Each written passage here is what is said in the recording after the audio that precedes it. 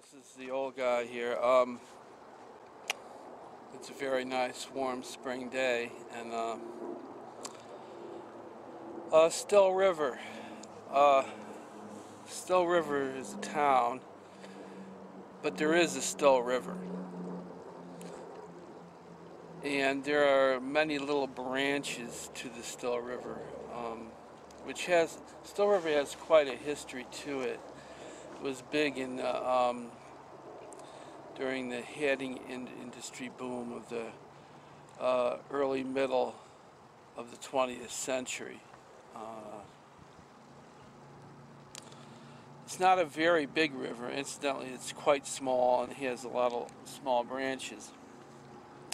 The real Still River doesn't really start as a river till you get outside of the town of Still River, and but there's a number of branches that when we were kids we did try to do a mini Huck Finn kind of thing, and a couple of times we tried to make rafts and travel down the Still River, really one of the brooks or branches of the Still River.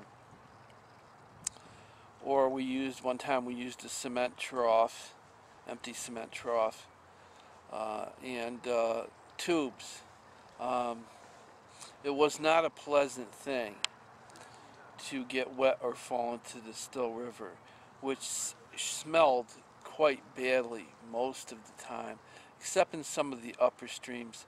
There are a number of branches of brooks to the Still River that come out and run through the town. There's one that begins up at a reservoir on the north end of town and comes down through the North Street end of town and snakes into the north end of Danbury. There's another branch from the west that comes down from a reservoir on the west side of town and down through a number of small ponds and fishing areas and through a golf course, and then down through coming in through the west side of town. There's also another branch that comes from the southern part of town that comes down from a lake in the southern end of Danbury, down next to what was known as the fair, which is not a fair mall, and comes down through that end of town, down through what was known as Lake Avenue, and across down and paralleled and went under Main Street, North Main Street, and under and through what was called White Street. These streams came down, and one merged at the north end of Danbury, one merged in the middle of the downtown area, and formed a main, more of a main stream out towards the eastern side of town. Still River, the actual Still River, they say is the only actually river in this part of the country that the current flows north. And the river branches out and travels down through the the southern eastern more end of town, and branches into another branch that comes in from the eastern end, off to the east side of the town. And finally, outside on the eastern end of town, it branches into what you would call the Still River, the main part of the Still River, and that flowed from the east to the north until it got into the northern end of town, into another town, and dumped into a much larger river that flowed down through other towns down into the Long Island Sound. So that's a quick history of the branches of the Still River. Still River has quite a history. I read in the history books that even in the early 19th century, well, in the early days, in the early centuries, before sewage treatment, but after they had sewers and indoor plumbing, a lot of the indoor plumbing did empty into branches of the Still River, which caused a lot of problems, among other things. Also, there were articles about cleaning up the Still River through town because people would just apparently just dump their garbage along the river in hopes that it would float down or decompose, whatever.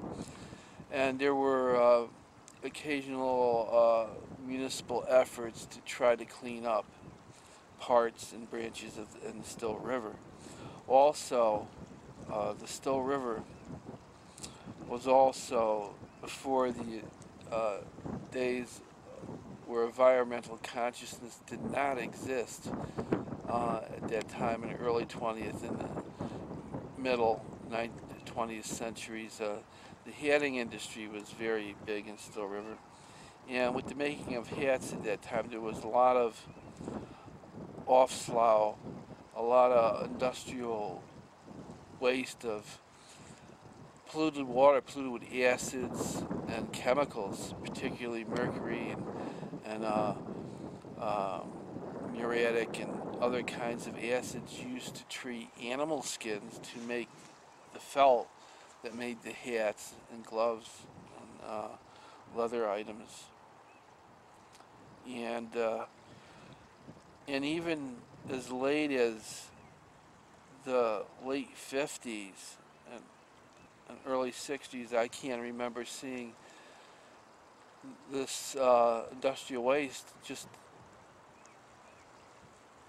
dumped into the Still River through pipes from a few of the hatting industries that were in town. And periodically you would see purple dye or yellow or green dye just dyeing the river and polluting it, and the water smelled terrible in the river. It has just now started, after over 30, 40 years of environmental consciousness, just started to clean up.